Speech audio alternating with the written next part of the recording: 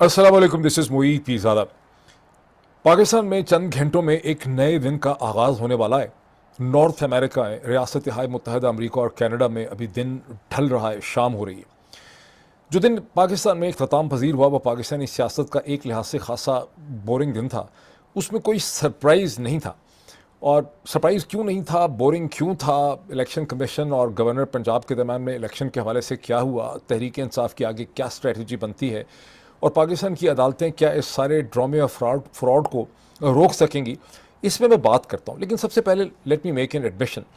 जब मैं आज सारे दिन पाकिस्तान की जो दिन ख़त्म हुआ, इसमें जब पाकिस्तान की टेलीविज़न की स्क्रीन्स में देखता रहा तो मुझे बार बार रूस का वो मशहूर कॉनमैन जो था, रासपुटीन, 20वीं सदी के शुरू में, जिसने रूस की ख़वातीन को बेवकूफ़ बनाया हुआ था, वो बार बार उसका चेहरा, उसका जो इमेज था वो मेरे सामने आता। पता नहीं क्या वजह है, शायद आप लोग मेरी कोई मदद कर सकें।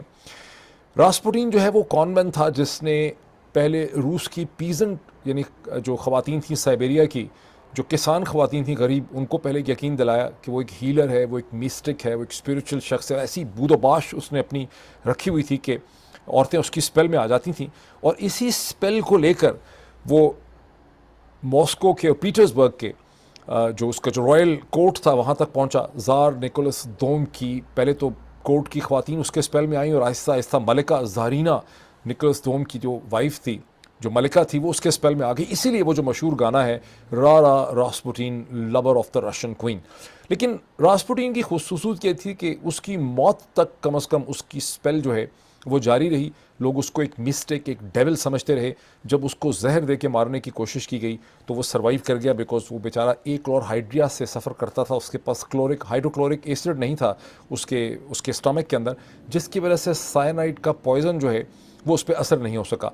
और उसको मारने वालों को यकीन हो गया कि ये डेविल है और उन्होंने कई गोलियां उसको मारी। फिर उसको बर्फ़ानी पानी के अंदर उन्होंने उसको फेंका क्योंकि उनको यकीन था कि शैतान है। पाकिस्तान में जो रासपुटीन है सारे वो इस लिहाज से एक्सपोज हो गए हैं कि उनके पास कुछ बचा नहीं हमें बेवकूफ़ बनाने के लिए। अब वो जो भी मूव करते हैं, हम डॉट कनेक्टिंग से शायद हमने सीख लिया है बहुत बेहतर। हमें पहले पता होता है कि अब ये क्या करने वाले हैं। अब जो मैंने पिछला वीलॉग किया था उसमें मैंने आपको बरमला कहा कि गवर्नर पंजाब और इलेक्शन कमीशन ऑफ पाकिस्तान के ऑफिशियल्स जो मीटिंग, क्योंकि वो वीलॉग मैंने उस वक्त रिकॉर्ड किया था जब इनकी मीटिंग शुरू हो चुकी थी, होने वाली थी शुरू। तो मैंने कहा कि ये एक नए एक्सक्यूज़ ढूंढेंगे और उन्होंने कुछ नहीं करना। ये एक्सक्यूज़ ढूंढेंगे, एक्सक्यूज़ ढूंढ के ये साबित करने की कोशिश करेंगे, लोगों को बेवकूफ़ बनाने की कोशिश करेंगे। जिस तरह से रासपुटीन मरते दम तक रूस की कोर्ट को और मलका ज़ारीना को, रॉयल फैमिली को बेवकूफ़ बनाने की कोशिश करता रहा कि वो एक मिस्टिक है, वो एक स्पिरिचुअल कैरेक्टर है, वो हील कर सकता है, उसके पास हीमोफीलिया का इलाज है, वो रूस को बचा सकता है उस शिकस्त से जो कि रूस उस वक्त फेस कर रहा था फर्स्ट वर्ल्ड वॉर में। 1916 के दिसंबर में उसे उसके मुखालिफिन ने कत्ल कर डाला। लेकिन हमारे जो ये कैरेक्टर्स हैं, जो छोटे छोटे रासपुटीन हैं, ये बेचारे बिल्कुल नंगे हो चुके हैं, एक्सपोज हो चुके हैं। इनकी हर आने वाली मूव जो है हमें पहले से पता चल जाती। तो मैंने आपको पहले कह दिया था कि सिर्फ एक्सक्यूज़ ढूंढ रहे हैं, टाइम वेस्ट करना चाह रहे हैं, अदालतों को बेवकूफ़ बना रहे हैं। और इनफैक्ट बेवकूफ़ क्या बना रहे हैं, इनको अच्छी तरह से पता है कि अदालतें इनका कुछ नहीं बिगाड़ सकती, बिकॉज जो असल ताकतें हैं वो इनके साथ खड़ी हैं। तो मैं आपको, अगर मुझे स्क्रीन शेयरिंग की इजाज़त दें, बड़े लोग वैसे बोर भी होते हैं लेकिन ये स्क्रीन शेयरिंग बड़ी आपको इंटरेस्टिंग लगेगी। ये डॉन की रिपोर्ट है जो इस पूरी गवर्नर साहब की इलेक्शन कमीशनर पाकिस्तान के ऑफिस के साथ मीटिंग है, जिसमें बड़े ज़बरदस्त और भी आईजीपी पंजाब और कुछ और ऑफिशियल्स भी थे। तो उस हवाले से जो मीटिंग है उसकी मैं अगर स्क्रीन शेयरिंग करूँ, you will really like that. Let me bring the true screen very quickly. ले जी, ये पहली स्क्रीन है। ये डॉन की स्टोरी है। Punjab election date, governor to approach Lahore high court for clarity on his role, court order. माशाल्लाह, सुभान अल्लाह। मुझे पढ़ने दें। ये स्टोरी लिखी है अली वकार साहब और इरफान सदोज़ई ने, बड़ी अच्छी लिखी है उन्होंने स्टोरी। पंजाब के गवर्नर के बारे में है कि Punjab governor Baligur Rahman said on Tuesday that he would approach the Lahore High Court to seek clarity on its orders for the immediate announcement of date for the provincial elections as well as his advisory role in this regard। यानी कि अब governor साहब ने अगला फैसला ये किया है। पहले आपको मैंने ये बताया था पिछले वीलॉग में कि जब लाहौर हाई कोर्ट का, इसको मैं थोड़ा सा बड़ा कर लूँ, थोड़ा मैं भी कुछ बेहतर यहाँ पे नज़र आ जाऊँ साथ इसके। लाहौर हाई कोर्ट का जब फैसला आया 10 फरवरी को, तो 13 तक तो पहले इलेक्शन कमीशन ने वक्त ज़ाया किया। 13 तारीख को बड़े माठे माठे तरीके से नाश्ता, ब्रेकफास्ट, ब्रंच करने के बाद उन्होंने एक मीटिंग की जिसका मकसद सिर्फ टाइम ज़ाया करना था, बिकॉज उनको पहले पता उन्होंने करना कुछ नहीं। उसके बाद उन्होंने कहा कि अगले दिन पंजाब के गवर्नर से इस पर एक सलाह मशवरा होगा, इस पर डिस्कशन होगी।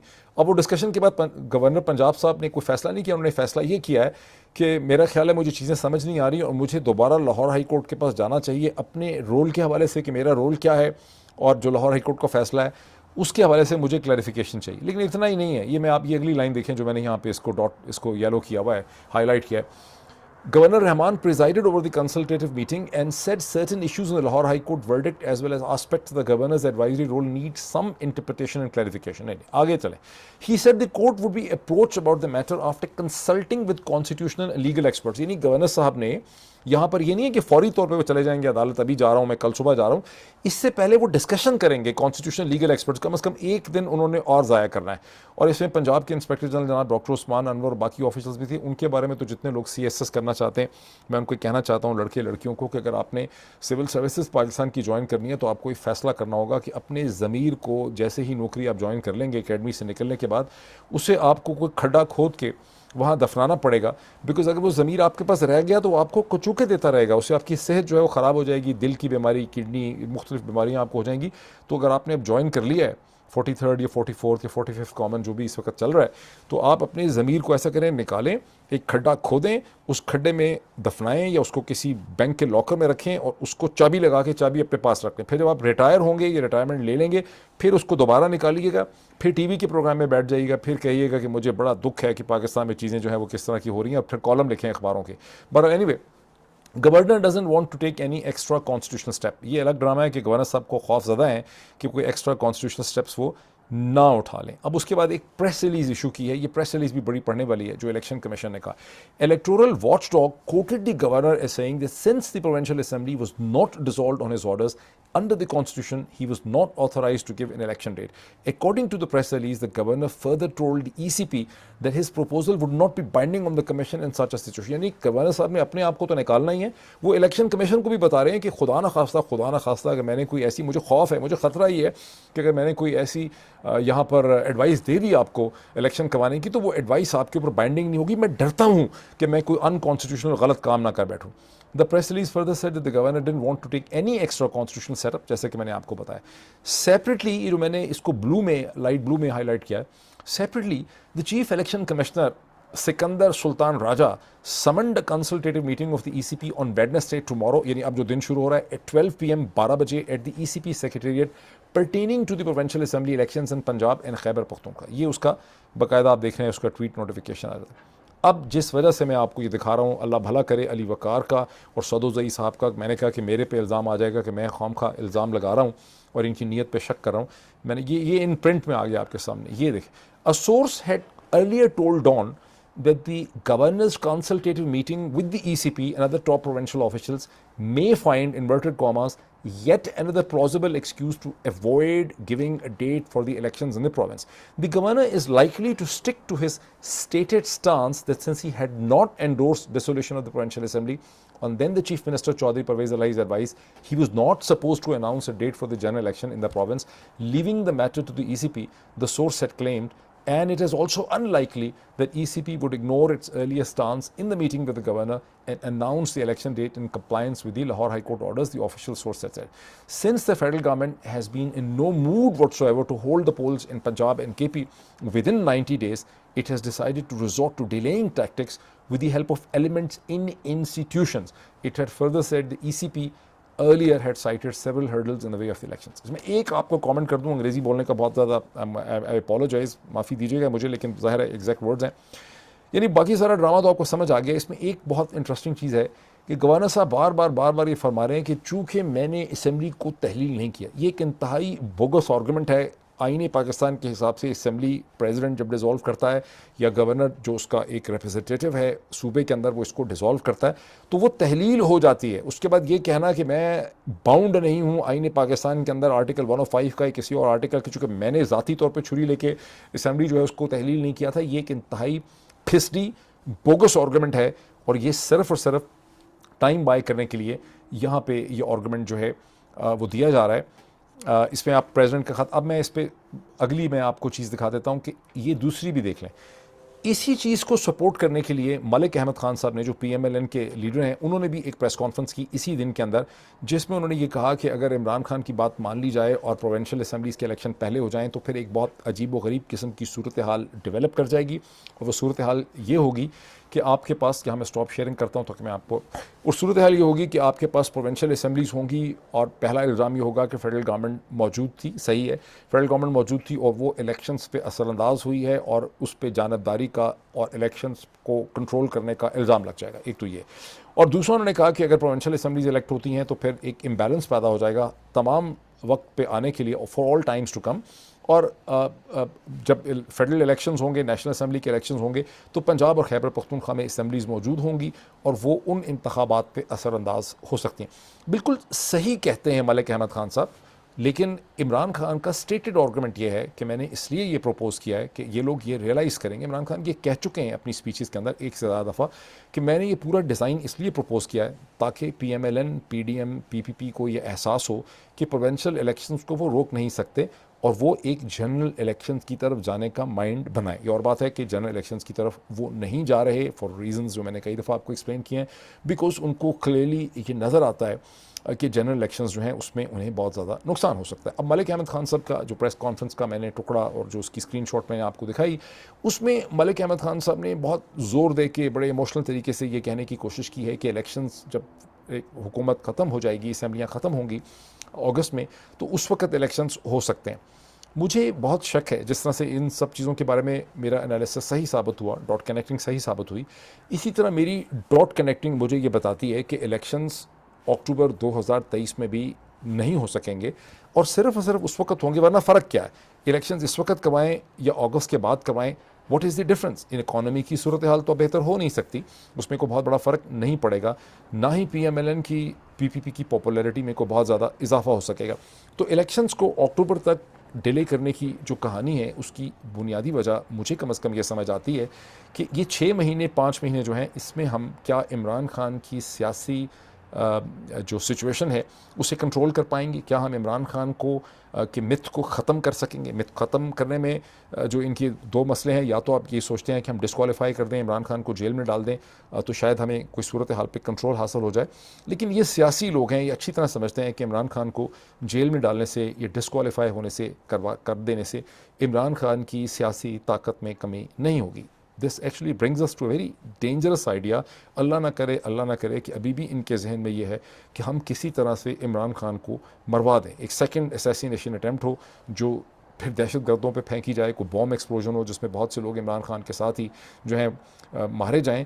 ये इनका एक पोटेंशियल प्लॉसिबल प्लान हो सकता है, बिकॉज इमरान खान को जेल में डालने से, डिस्क्वालीफाई करने से इनके सियासी मसाइल हल नहीं होते, और अगर इमरान खान ऐसे ही खड़ा है, रेजिस्ट करता रहता है, जेल भरो तहरीक, ये तहरीक, वो तहरीक, तो फिर इलेक्शन अगस्त में हो या अक्टूबर में हो, उससे इन्हें कोई बहुत ज़्यादा फ़ायदा नहीं पहुँच सकेगा। अब सवाल ये होता है जो आप सबके जहनों में है कि सोल्यूशन क्या है इस पूरी सूरत हाल का। क्या पाकिस्तान की अदलिया, हाई कोर्ट्स, उसके बाद सुप्रीम कोर्ट जो है वो इस सारे ड्रामे और फ्रॉड का रास्ता रोक सकेगी जो इस वक्त governor Punjab, election commission of की मदद से हो रहा है? रोक तो सकती है टेक्निकली और लीगली, तो ज़ाहिर है कि अदालतें जो हैं they can put the foot down, और अगले 24 या 48 घंटों के अंदर ऐसे फैसले अदालतों से आ सकते हैं, ये 72 घंटे में आ सकते हैं। ये सुप्रीम कोर्ट के सामने ऐसी पिटिशन आ सकती है और अदालत एक ज़ोरदार सख्त फैसला करके कह सकती है कि ये ड्रामा बंद करो, उसकी तशरीह कर सकती है। लेकिन अदालत के सामने एक बहुत बड़ा चैलेंज होगा। भला पूछिए वो चैलेंज क्या है? ये जो सारा ड्रामा कर रहे हैं, election commissioner, chief election commissioner कर रहे हैं, गवर्नर कर रहे हैं, बाकी टॉप सिविल सर्वेंट कर रहे हैं, आईजीपी साहब फरमा रहे हैं, इलेक्शन कमीशन और जो चीफ सेक्रेटरी वगैरह कर रहे हैं, ये कोई बेचारे अपने ज़ोर पर थोड़ा कर रहे हैं। ये क्या इनकी मजाल है इन अफसरों की कि ये अदालतों को, लाहौर हाई कोर्ट को या सुप्रीम कोर्ट को इस तरह से डिफ़ाई करें? ये तो सारी डिफाइंस एक कैलकुलेशन की डिफाइंस है। जिस तरह से इस्लामाबाद हाई कोर्ट के दिसंबर 2022 में जब इस्लामाबाद हाई कोर्ट ने कहा कि कराओ लोकल गवर्नमेंट इलेक्शन इस्लामाबाद में, तो इलेक्शन कमीशन पहले डर गया और इलेक्शन करवाने लगा था। फिर उसको कहीं से पैगाम आया कि डरने की ज़रूरत नहीं है, और वो इलेक्शन नहीं हुए और फिर इस्लामाबाद हाई कोर्ट भी कुछ ना कर सकी।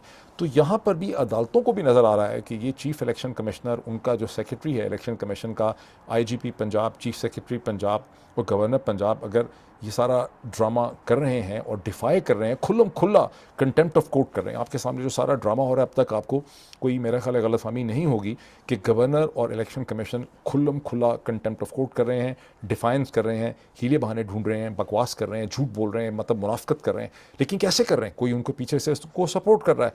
तो अदालतों को भी नज़र आ रहा है कि जो पीछे से सपोर्ट करने वाले हैं वो इलेक्शन नहीं चाहते। अंडर द सर्कमस्टांसेस क्या अदालतें हेड ऑन कोलिशन कर सकती हैं उन ताकतों से जो नहीं चाहते कि इलेक्शन हो? ये एक बहुत बड़ा इंपॉर्टेंट क्वेश्चन है। अब फिर क्या सोल्यूशन है? सोल्यूशन ये है कि जैसे इमरान खान साहब ने अपनी पिछली 1-2 स्पीचेस में कहा, ये उन्होंने एक बहुत लंबी स्पीच की थी 37 मिनट्स की 2 दिन पहले 3 दिन पहले, जिसमें उन्होंने ये कहा था कि हमें अदालतों को सपोर्ट करना होगा। जेल भरो तहरीक हो या लोग सड़कों पर निकलें, वो अदालतों को आपने बाहर से तक़वियत देनी होगी, उनको मॉरल करेज देनी होगी, उनको ये एहसास दिलाना होगा कि पाकिस्तान के अवाम आपके साथ खड़े हैं। और पाकिस्तान के अवाम को जब right left up and down अदालतें देखेंगी तो फिर अदालतें को फ़ैसला कर सकेंगी। जैसे कि जुलाई 2022 में जो सुप्रीम कोर्ट ने पंजाब के हवाले से बड़ा कड़ाके का जो डिसीजन किया था, उसकी वजह यही थी कि सुप्रीम कोर्ट देख रही थी कि पब्लिक का मूड क्या है। इमरान खान के ज़ख्मी होने के बाद पब्लिक का वो मूड इमरान खान उस तरह से दिखाने की सिचुएशन में नहीं है, क्योंकि तहरीक इंसाफ के अंदर जो मेन मोटिवेटर है वो ख़ुद इमरान खान है। लेकिन यहाँ पर एक और प्रॉब्लम भी है, एक और कैच भी है, वो ये कि सिर्फ तहरीक इंसाफ इतना माहौल नहीं पैदा कर सकती अपनी पार्टी की तंजीम से।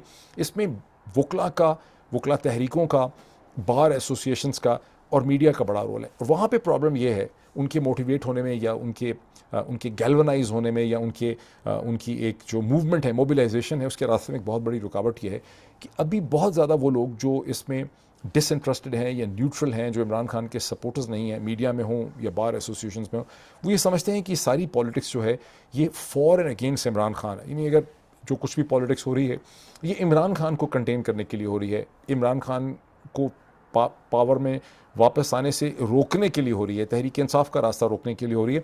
और हमें इससे क्या फ़र्क पड़ता है? वो समझते हैं कि this is the normal course of politics. दर हकीकत ये है कि अगर वो डॉट कनेक्टिंग कर सकें तो उन्हें पता चलेगा this is not about Imran Khan, this is actually about Pakistan. Imran Khan तो इसकी दरमियान में एक साइड कैजुअल्टी है जिसको कंट्रोल करने की कोशिश की जा रही है। असल में जो साजिश हुई है उसमें पाकिस्तान के मुस्तकबिल को और उसकी डायरेक्शन को, रियासत को किसी और तरफ ले जाने की कोशिश हो रही है। अगर बहुत ज़्यादा लोग बार एसोसिएशंस में, अदलिया के अंदर, लॉयर्स की जो तहरीकें होती हैं उसके अंदर और मीडिया में इस पॉइंट को समझ सकेंगे तो फिर कोई फ़र्क पड़ेगा। वरना अगर वो इसको यही समझते रहेंगे कि this is between Imran Khan and PMLN तो फिर शायद बहुत फ़र्क नहीं पड़ सकेगा। बहरहाल लेट्स सी व्हाट हैपन्स। आज का दिन शुरू हो रहा है अगले चंद घंटों में, इसमें क्या होता है उसको फिर हम एनालिसिस करते हैं उसका। Thank you.